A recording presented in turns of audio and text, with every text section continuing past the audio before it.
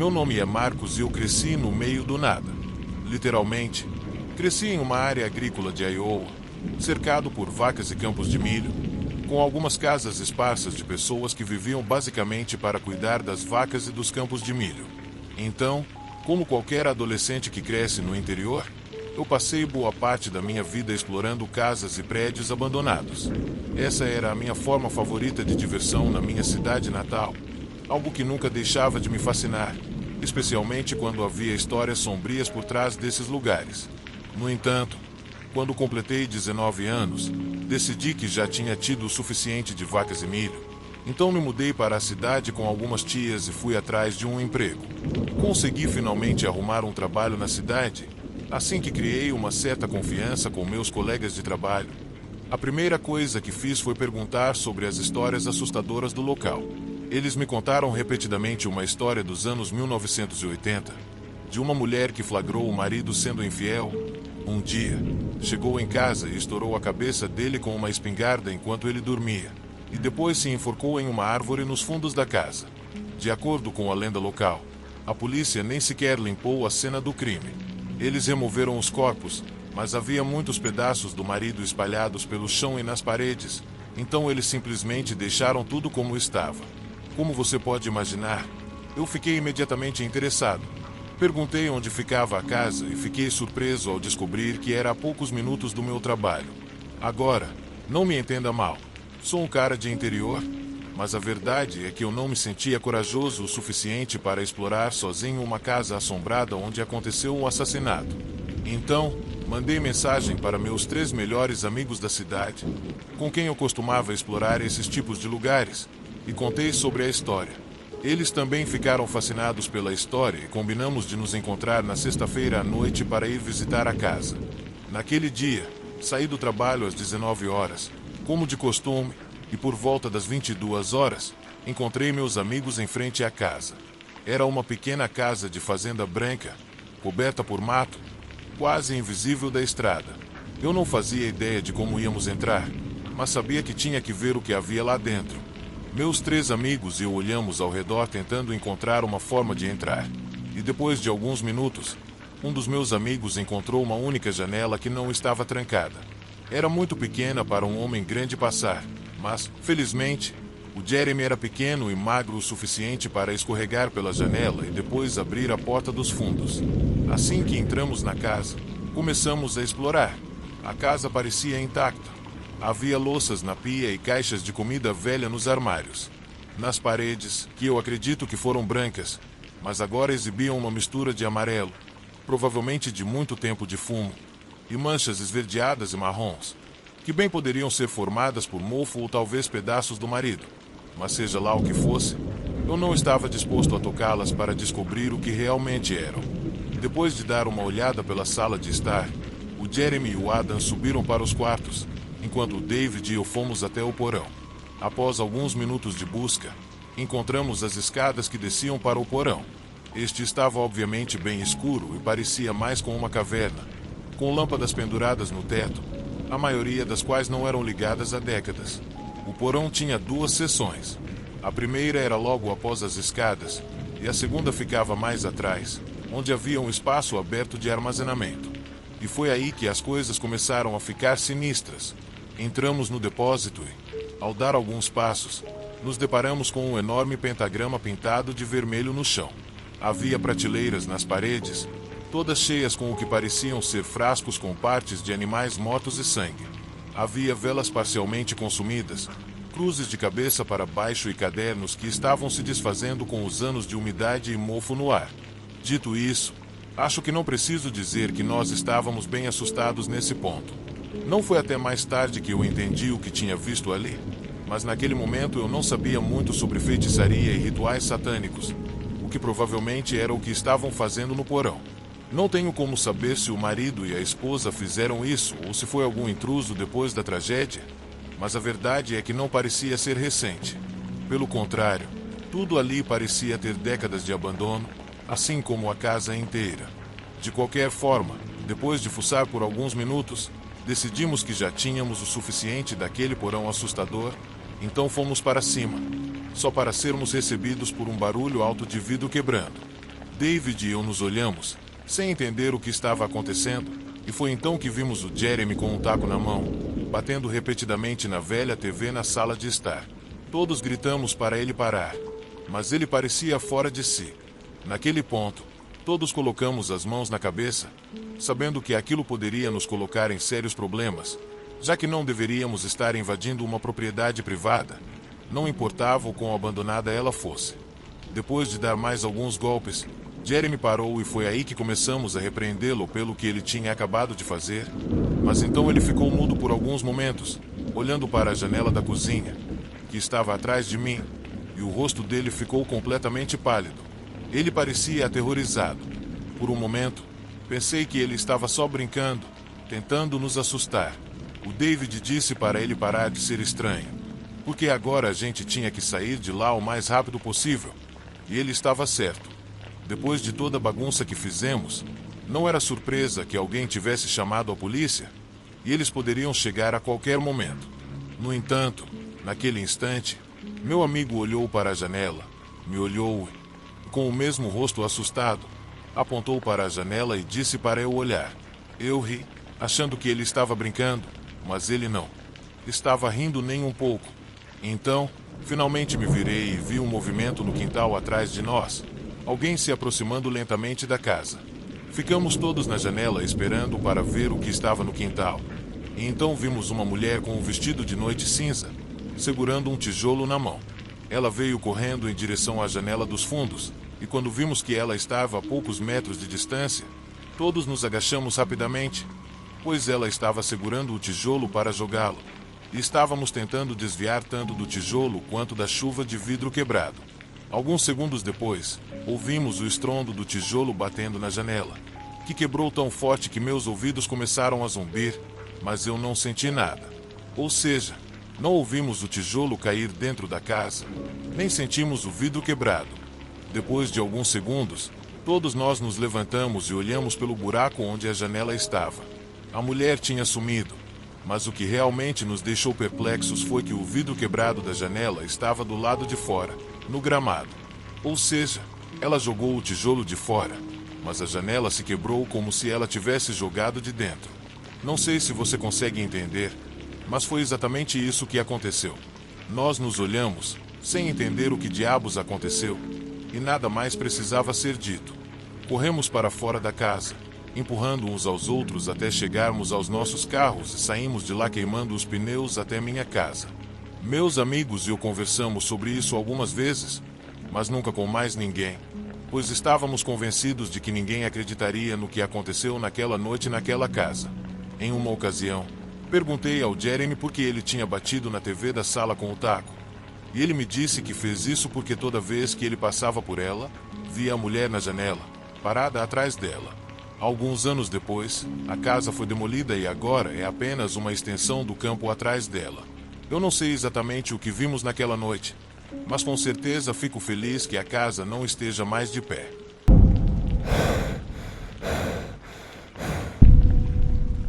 Eu estava viajando pelo país em uma viagem de trabalho bem agitada. Tinha algumas tarefas para fazer, atribuídas a mim pela empresa de cabos em que trabalho há mais de 10 anos, em Maine. Aproveitei a viagem para visitar alguns amigos e familiares na costa leste. No meu quarto dia dirigindo, passei a maior parte do dia atravessando a Pensilvânia.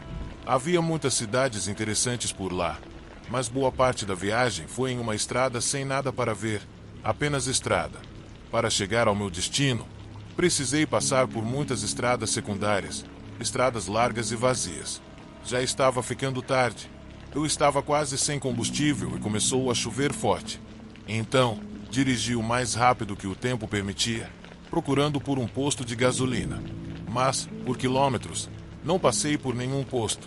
Achei que teria que encontrar um logo, ou pelo menos um lugar para passar a noite e seguir viagem pela manhã. Mas, de novo, aquela estrada não passava por cidades. Continuei na chuva por mais uns 30 minutos, então, através da névoa, vi um sinal de esperança, um posto de gasolina que parecia estar a menos de 500 metros de distância. Estou salvo, pensei. Alguns momentos depois, ele apareceu à minha frente. Fica do lado da estrada, entre as árvores, e era bem pequeno, com apenas 2 bombas e um pequeno prédio de conveniência atrás. Sem alternativa, estacionei e parei o carro. Abri a tampa do tanque, mas quando tentei colocar meu cartão na bomba, não funcionou. Limpei a tela empoeirada e tentei ver o que estava escrito, mas não dizia nada. Mesmo assim, fui até a outra bomba para tentar, mas também não funcionou. Eu estava frustrado. Olhei ao redor, pois ainda chovia muito e já estava bem escuro, o que tornava a visão limitada. O único detalhe claro era que o lugar parecia bem velho e desatualizado, mas muitos postos na região eram assim. Depois de olhar melhor, percebi uma pequena luz acesa no interior do prédio de conveniência. Esperando que fosse algum funcionário que pudesse me ajudar, saí da área coberta das bombas e corri em direção à porta do prédio. Toda a porta de vidro estava coberta de umidade, então eu não conseguia ver o que havia lá dentro. Só podia ver a luz refletindo no vidro. Peguei a maçaneta e, ao abrir a porta, ela rangeu. Assim que entrei, soube imediatamente que algo estava errado. As prateleiras da loja estavam vazias e algumas até haviam caído. O lugar parecia destruído. Percebi que a luz vinha de algum lugar na parte de trás da loja. Agora eu estava certo de que deveria ser alguma lâmpada ou lanterna, mas definitivamente não era uma luz comum de loja. Estive lá por apenas alguns segundos. Depois de ver aquilo, saí rápido. Não sabia o que estava acontecendo ali, mas sabia que não seria nada bom e não ajudaria em nada na minha situação. Quando saí da loja e voltei para o meu carro na chuva, notei que havia 2 pessoas perto do meu carro. Eram 2 homens completamente encharcados, apenas olhando ao redor do meu carro e espiando pelas janelas. Ei, o que estão fazendo? Gritei enquanto me aproximava rapidamente. Eles me olharam e depois desviaram os olhos para trás de mim. Me virei para ver o que estavam olhando. Ao fazer isso, olhei também para o prédio. Notei que a porta da frente estava aberta e um homem saiu para a chuva. Ele tinha cabelo longo e preto e uma expressão de quem estava doente. Não tive nem tempo de processar a situação quando o cara imediatamente começou a correr em minha direção. Nesse momento, o cara ao lado do meu carro simplesmente deu um passo para trás, enquanto eu entrava no carro. Mas o homem correndo não diminuiu a velocidade nem por um segundo. Eu mal tive tempo de ligar o motor quando ele se lançou para tentar abrir a porta, mas eu acelerei imediatamente para dar ré. Enquanto me afastava, ouvi um estrondo metálico que vibrou no carro. Mas não parei de forma alguma e acelerei até sair de lá. No segundo seguinte, estava na estrada. Depois desse encontro aterrorizante, dirigi por mais meia hora até meu carro ficar sem combustível. Felizmente, havia sinal de celular na área e consegui ajuda. Enquanto esperava, saí do carro e olhei para ele. Foi quando vi uma grande marca na porta. Parecia que o homem tinha passado uma faca por ali. Mais tarde naquela noite, a polícia me informou que o posto de gasolina onde eu estava não funcionava há pelo menos uma década e que o prédio estava abandonado desde então.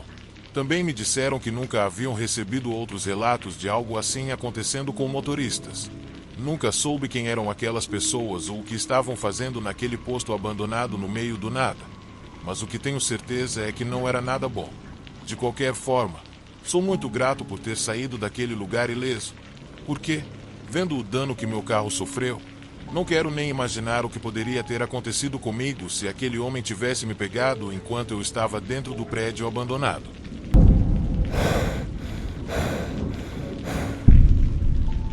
Sempre gostei de lugares abandonados. É uma espécie de fascinação que tenho desde criança. Para mim, entrar em um desses prédios que já abrigaram pessoas, que foram protagonistas e testemunhas de suas histórias, é como viajar no tempo.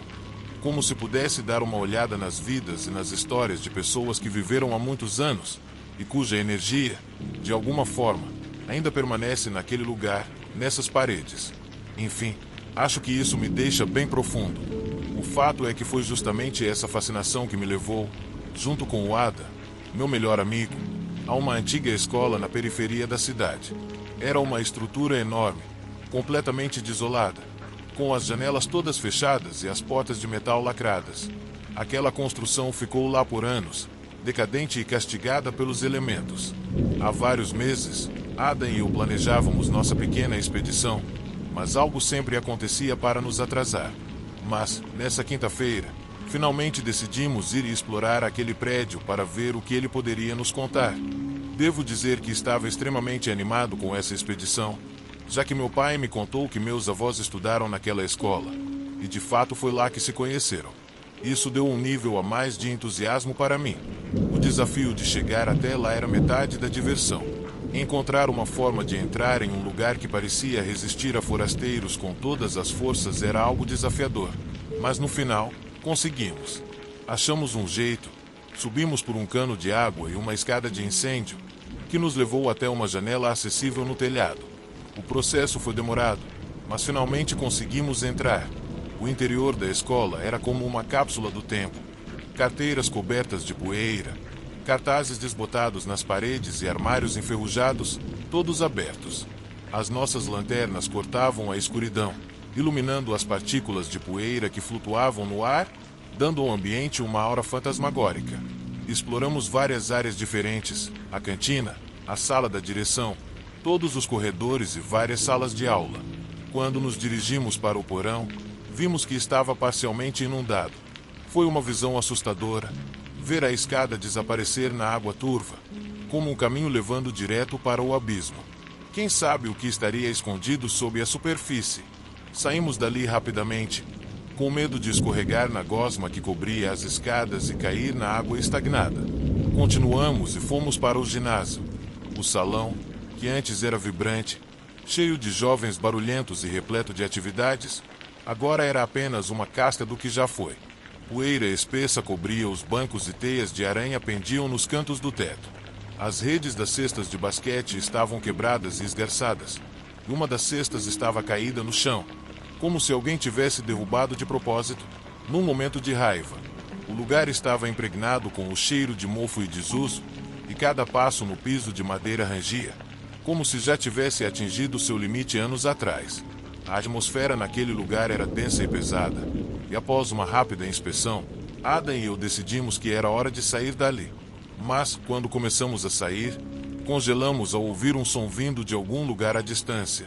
Era o inconfundível som de passos. Passos que pareciam lentos, mas metódicos, às vezes parando, como se tentassem escutar. Foi aí que percebemos que não estávamos sozinhos. Alguém mais estava perambulando por aqueles lugares esquecidos. O que mais nos assustou na hora foi o fato de os passos parecerem ser de uma só pessoa, não de um grupo como nós. Parece estranho, eu sei, mas pensamos que se tivéssemos ouvido mais de um par de passos, poderia ser apenas outros jovens explorando o lugar, assim como nós.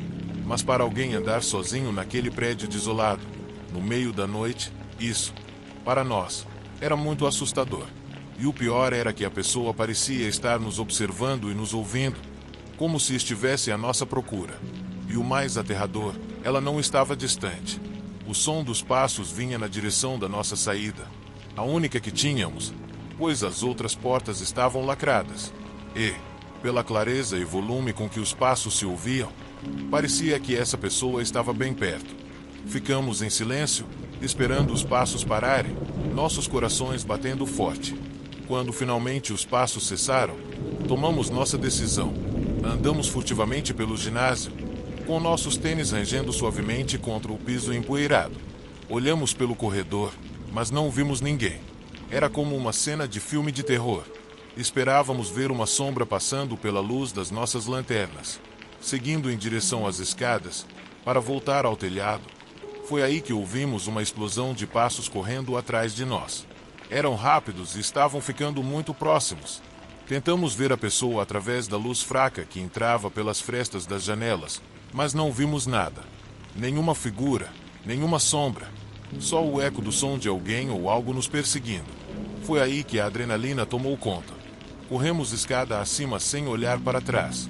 Rápido, Ada! Gritei, ao ver meu amigo ficando para trás. Você precisa correr mais rápido. Enquanto isso, o som dos passos do nosso perseguidor parecia se aproximar cada vez mais. Fizemos o nosso melhor, movemos o mais rápido que conseguimos e não paramos até chegar ao quarto andar. Lá, paramos por um momento, ofegantes, tentando escutar algum som. Mas os passos desapareceram misteriosamente. Não havia nada, Apenas o silêncio da escola abandonada. Subimos pela janela, nossa única rota de fuga, e descemos pelo cano. Quando finalmente estivemos no chão, corremos o mais rápido que podíamos. E, quando sentimos que estávamos a uma distância segura, paramos e olhamos para cima, para a enorme estrutura que permanecia nas sombras. Lá estava ela, sombria e silenciosa. Olhando de longe, parecia bem assustadora. Esperávamos ver alguém, uma lanterna ou algo, mas não havia nada. A caminhada de volta para casa foi apressada e silenciosa. Acho que, naquele momento, estávamos os dois tentando processar o que acabará de acontecer. A parte racional da minha mente tentava entender tudo. Talvez fosse outro explorador, ou talvez apenas nossa imaginação, correndo solta naquele ambiente misterioso da escola. Mas, lá no fundo, eu não conseguia tirar da cabeça a sensação de que havíamos tropeçado em algo inexplicável, algo que desafiava a lógica. Desde então, passei várias vezes pela antiga escola, mas sempre apresso o passo, evitando olhar diretamente para ela. Não consigo evitar a sensação de que algo está me observando por trás daquelas janelas fechadas. Algo que me lembra nossa visita. Acho que quem quer que tenha sido, ou o que quer que tenha sido, só queria que a gente fosse embora e nunca mais voltasse.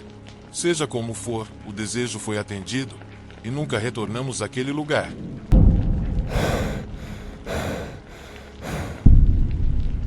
Eu trabalho como entregador de pizza há uns 2 anos. Embora a maioria das entregas tenha sido bem comum, devo dizer que já vi lugares um tanto estranhos para fazer a entrega. Mas teve uma noite em particular que eu nunca vou esquecer, porque foi a situação mais assustadora em que já estive e aprendi uma lição difícil naquele dia. As encomendas daquele dia estavam bem simples, mais do mesmo, mas quando a tarde virou noite, recebi um pedido que, pelo menos para mim, era um pouco incomum. Eu tinha que entregar uma pizza em um endereço que, para minha surpresa, era um prédio antigo e abandonado. O cliente havia deixado uma nota dizendo que o local agora tinha um novo proprietário e que ia passar por reformas. A pessoa para quem eu deveria entregar a pizza era um trabalhador que estava hospedado no local durante a noite. Embora eu achasse um pouco estranho na hora e isso tenha me dado uma sensação ruim, ignorei os pensamentos de dúvida quando li a nota, já que a explicação parecia razoável. Assim que a pizza ficou pronta, fui direto para o endereço de entrega. Quando finalmente cheguei ao prédio, tive uma sensação estranha, como se algo dentro de mim estivesse me alertando de que algo muito ruim estava prestes a acontecer. Mas, novamente, não escutei o meu instinto. O prédio era um antigo concerto de carros, com várias portas de garagem. O lugar estava muito escuro e estranhamente quieto, e não havia nenhuma luz acesa, o que achei bem estranho, considerando que era um lugar onde pessoas deveriam estar trabalhando. Segui as instruções, que indicavam para eu entrar por uma porta de garagem que estava entreaberta, com o número 4. Enquanto ainda estava dentro do carro, olhei em frente e vi que a porta estava bem à minha frente. As instruções diziam que ela estava aberta. Pensei em deixar a pizza na porta e pronto, mas então verifiquei o pedido e percebi que ele não havia sido pago ainda. Soltei um xingamento, sabendo que inevitavelmente teria que entrar no local para receber o pagamento. Então, sem pensar mais nisso, decidi cumprir meu trabalho o mais rápido possível para poder sair de lá logo. Quando comecei a sair do meu carro, algo tomou conta de mim.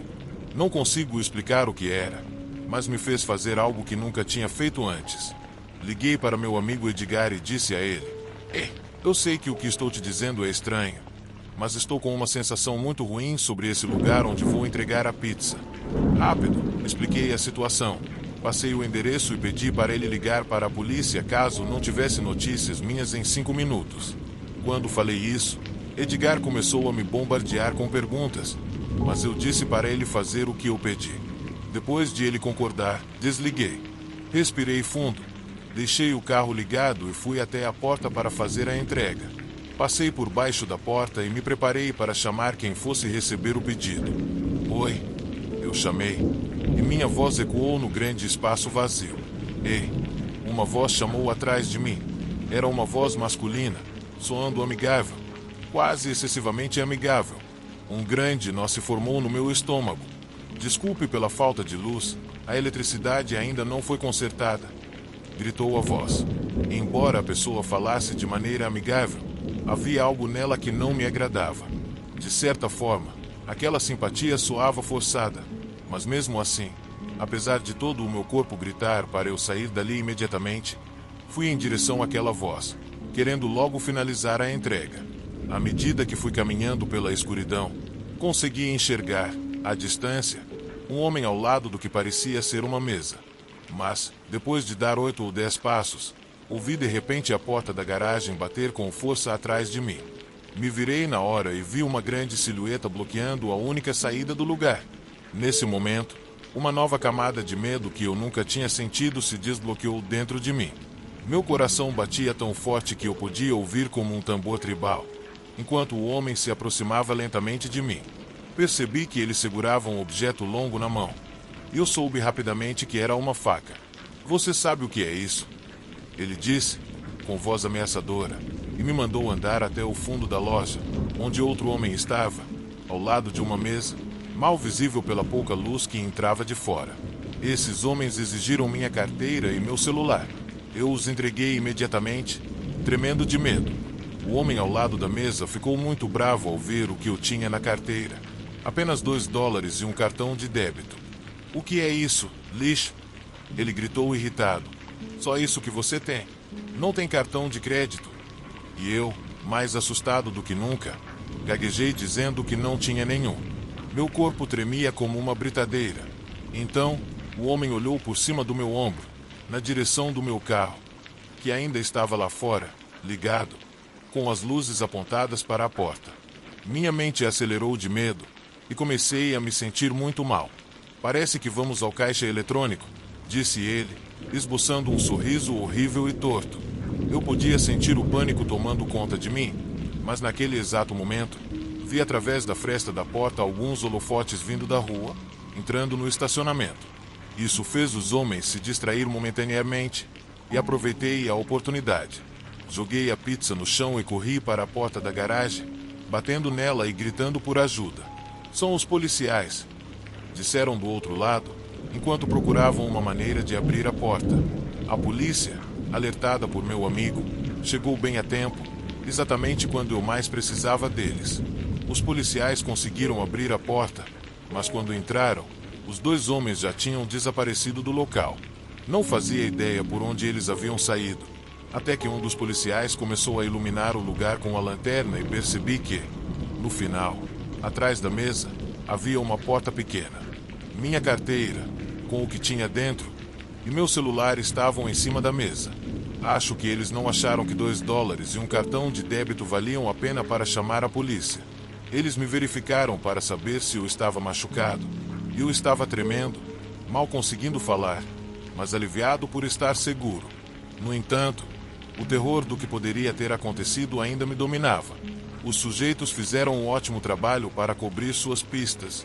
A ligação para a petiçaria foi feita pelo telefone de uma mulher de 68 anos, que disse que um homem intimidador na rua se aproximou dela e disse que a bateria do telefone dela tinha acabado e perguntou se ele poderia usar o dela. Ela se sentiu nervosa, mas cedeu, e, enquanto o homem terminava a ligação, para alívio dela, um casal apareceu na esquina e se aproximou deles. Ao ver isso, o homem entregou o telefone para a mulher e foi embora. A descrição do sujeito dada pela senhora bateu com a pessoa que eu tinha visto ao lado da mesa. Infelizmente, a polícia nunca conseguiu localizar os homens. Algo mais aconteceu também. Edgar, meu anjo da guarda naquela noite, fez algo que eu não pedi e provavelmente me salvou. Em vez de esperar 5 minutos para ligar para a polícia, ele esperou apenas uns 20 segundos. Ele disse: "Eu pude perceber pela sua voz que algo estava realmente errado.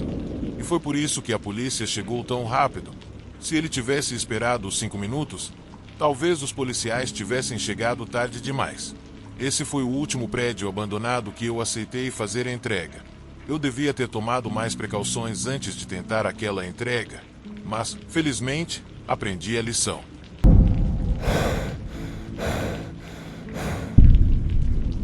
Na minha cidade natal, há um motel abandonado chamado The Royal Hawaiian Motel. Esse prédio está abandonado há mais de uma década, se não me engano. Meu nome é Paul e eu faço muitas explorações urbanas sozinho à noite. É provavelmente meu hobby favorito desde que era criança. E desde que vi esse prédio, soube que seria meu próximo destino de exploração. O Royal Hawaiian Motel fica em Baker, na Califórnia, e durante o dia é muito quente para eu ir lá sozinho com minha mochila. Além disso, eu poderia ser visto e acabar me metendo em encrenca. Por isso, escolhi visitar o motel à noite, e como disse antes, é nesse horário que normalmente faço a maioria das minhas explorações. Voltando ao motel, devo dizer que foi muito fácil chegar lá, pois ficava ao lado de uma avenida, mas não havia mais nada por quilômetros ao redor. Estacionei na beira da estrada e caminhei até lá. Não havia cerca nem nada que eu precisasse pular para entrar, e não havia segurança. Era uma das estruturas mais fáceis de acessar que eu já explorei. Nos fundos, havia uma piscina muito funda, cheia de grafite. Apontando minha lanterna para dentro do motel, percebi que metade das portas dos quartos do andar superior estavam ou ligeiramente abertas ou completamente destruídas e pareciam assustadoras. Mas isso era meio esperado, já que o lugar estava abandonado há tanto tempo, e certamente outras pessoas já haviam explorado ali antes de mim. Também havia o problema dos viciados em drogas e moradores de rua, que às vezes costumam se refugiar em esse tipo de lugar. Uma parte do motel parecia ter sido engolida pelas chamas e estava parcialmente queimada. Andei pela parte externa por um tempo antes de entrar no prédio. Estava tarde da noite, então não havia barulho de tráfego por perto, a não ser o som dos meus sapatos batendo em pedaços de entulho no chão. No entanto, em determinado momento, achei que ouvi algo diferente e parei imediatamente para prestar atenção no som. Era uma voz feminina, embora eu não conseguisse entender o que ela dizia. Parecia vir de algum lugar bem próximo. Meu primeiro instinto nessas situações é sempre achar que é algum tipo de segurança ou alguém que poderia me causar problemas. Então, normalmente, tento me esconder e foi isso que fiz. Corri para um dos quartos no andar inferior e apaguei minha lanterna. Esperei um minuto. Como não ouvi nada, liguei a lanterna de novo. Olhei ao redor dessa pequena sala em que estava, e as paredes estavam cobertas de grafite. Havia apenas um móvel, uma pequena cômoda com 4 gavetas, e um colchão velho e sujo no chão. Perguntei a mim mesmo se moradores de rua costumavam dormir ali, mas honestamente, como era tão longe de qualquer civilização, duvidei disso. Saí do quarto e continuei minha exploração pelo motel. Olhei em cada pequena abertura no andar de baixo, sob o corredor elevado que levava aos quartos do andar superior. Cada um desses quartos era bem parecido com o anterior, com diferentes grafites escritos nas paredes, e móveis antigos e deteriorados. Mas, de repente, ouvi um estrondo, como algo caindo de cima. Naquele momento, meu coração deu um salto e corri para fora. Apontei a luz da lanterna para o corredor superior, em direção às portas de vidro quebradas, e corri escada acima para verificar os quartos. Achei que poderia haver um animal em um dos quartos, mas sempre existe a chance de você se deparar com outros exploradores ou talvez um morador de rua. Como mencionei antes, eles costumam se abrigar nesses tipos de lugares. Subi as escadas e olhei para cada quarto por onde passei. Todos estavam decorados de forma semelhante, com entulho, colchões velhos e móveis estranhos. Enquanto caminhava pelo corredor, comecei a ouvir um som de batidas, que ficava mais forte à medida que eu andava. Era uma batida lenta e constante, como uma pancada repetida a cada 2 segundos. Alguém estava lá, sem dúvida. Me aproximei da porta do quarto de onde eu tinha certeza de que o som vinha. Quando cheguei lá, o barulho parou. Nesse momento, pensei que a pessoa que estava fazendo o barulho tinha ouvido meus passos.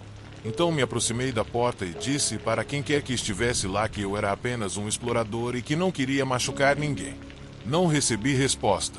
Cheguei à sala, com a lanterna apagada. Estava quase completamente escuro lá dentro, mas eu estava 50% certo de que via a silhueta de uma pessoa um pouco mais para dentro do quarto, perto da parede dos fundos. O quarto cheirava a fezes secas, então saí de lá para pegar minha lanterna e ligá-la, mas com cuidado, para não apontar a luz diretamente para o quarto de imediato. Primeiro, apontei para o chão, depois, olhei novamente para o quarto. A luz entrou na sala e a primeira coisa que vi foram 2 pés pálidos e descalços correndo em minha direção. Como uma reação instintiva, apontei a luz para cima, apenas para revelar completamente uma mulher com a testa toda ensanguentada e uma agulha de seringa na boca. Era uma visão que parecia coisa de pesadelo ou filme de terror. Saí de lá o mais rápido possível e ouvi a mulher gritar, enquanto eu fugia a toda velocidade. Correndo pelos degraus em direção às escadas, seus gritos não ficaram muito distantes, o que me fez saber que ela estava me perseguindo. Desci as escadas no topo das minhas pernas e não parei de correr em nenhum momento até chegar ao meu carro. No caminho de volta para o carro, percebi que não estava sendo seguido. Enquanto dirigia, liguei para um dos meus bons amigos, Mike, que também tem interesse por exploração urbana, e eu o havia convidado para vir comigo a esse lugar. Mas ele não pôde e falei a ele o que havia acabado de acontecer e, juntos, chegamos à estranha e perturbadora conclusão de que as batidas que eu ouvia eram a mulher batendo a cabeça contra a parede. E foi por isso que a testa dela estava tão ensanguentada. Quando perguntei se deveria chamar a polícia, só pensamos em voz alta e ambos dissemos em uníssono: não. Se eu fizesse isso, estaria admitindo que estava invadindo o lugar.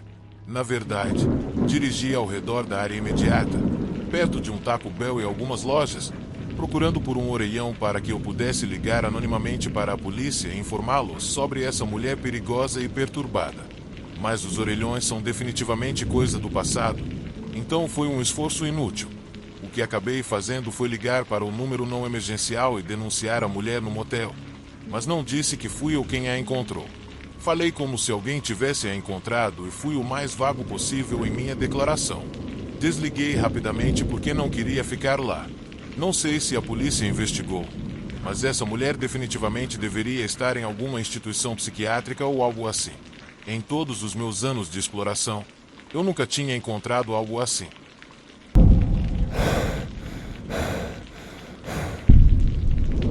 Há muitos anos, quando eu era criança, meus amigos e eu, sempre famintos por aventura, decidimos explorar um prédio antigo que ficava na periferia da cidade. Era um daqueles lugares que parecia ter um passado turbulento e muitas histórias para contar. Diziam que dentro dele aconteceram muitas mortes trágicas em sua época de auge, no início dos anos 1800 e até mesmo até os anos 1980, quando foi finalmente abandonado. Coisas muito estranhas aconteciam com as pessoas que moravam ao redor da propriedade naquela época. O prédio permaneceu ali intocado durante os anos 1990, como uma cápsula do tempo esperando para ser aberta. Jovens e impulsivos, fomos naturalmente atraídos por esse lugar, então não demorou muito para encontrarmos uma maneira de chegar lá e explorá-lo. Isso aconteceu numa noite de verão. Inicialmente, éramos 6, mas no fim, 3 dos nossos amigos decidiram não ir de última hora. No entanto, 2 outros amigos e eu, claro, decidimos embarcar naquilo que tínhamos certeza que seria uma aventura emocionante de exploração. O prédio era enorme, antigo e assustador, com incontáveis salas e corredores. Era como andar por um labirinto, mas havia algo estranho na atmosfera. Quanto mais nos aventurávamos, mais sentíamos o peso de olhos invisíveis nos observando, como se as paredes estivessem vivas com as memórias do passado. Nossa exploração nos levou até o topo de uma sala na velha Torre do Sino, que tinha janelas enormes que ofereciam uma bela e sombria vista panorâmica de toda a cidade. Era uma sala de tamanho razoável, nem muito grande, nem muito pequena. Eram cerca de 1h da manhã e o mundo lá fora parecia dormir, completamente alheio à nossa pequena aventura. Enquanto explorávamos o local como o trio de adolescentes bobos que éramos, estávamos conversando, brincando e nos zoando, mas de repente, o clima mudou rapidamente quando começamos a ouvir sons, como se fossem vozes de pessoas conversando em sussurros. Esses sons vinham do andar de baixo, do segundo andar. Congelamos. O primeiro pensamento que tivemos foi que poderia ser a polícia.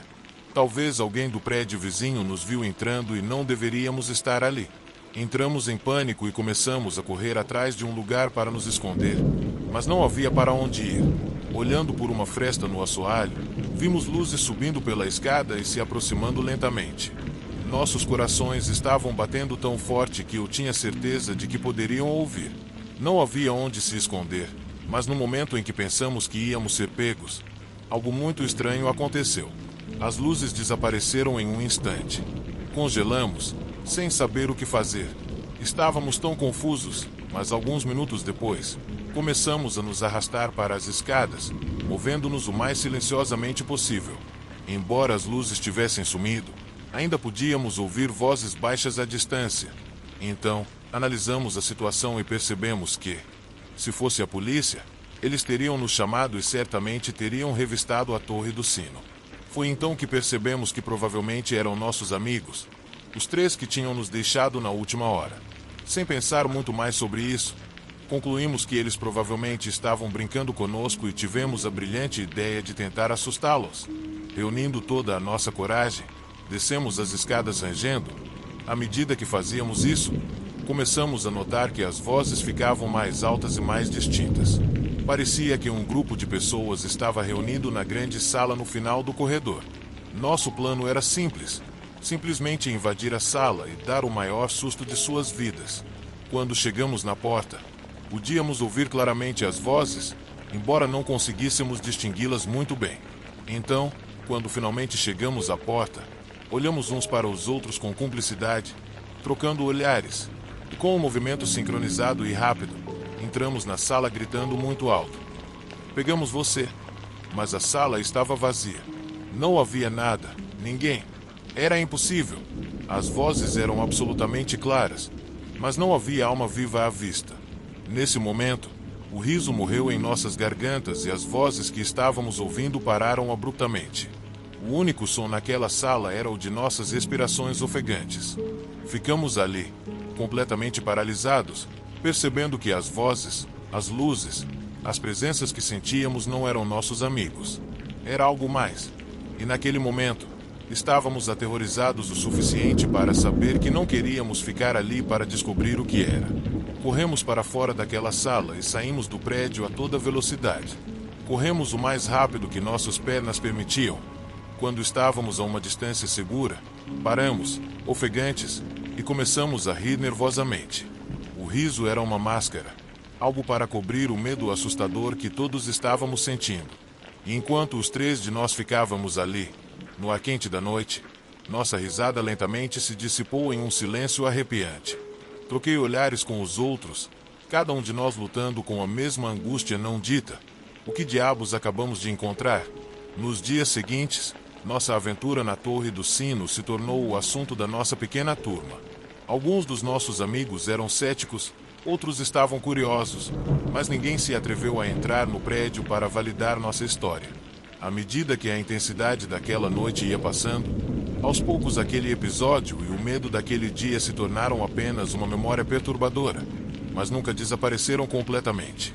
Anos se passaram, e todos nós crescemos e seguimos com nossas vidas, mas de vez em quando nos reuníamos, alguém inevitavelmente mencionava aquela noite, aquela experiência inexplicável, um encontro próximo com algo além da nossa compreensão.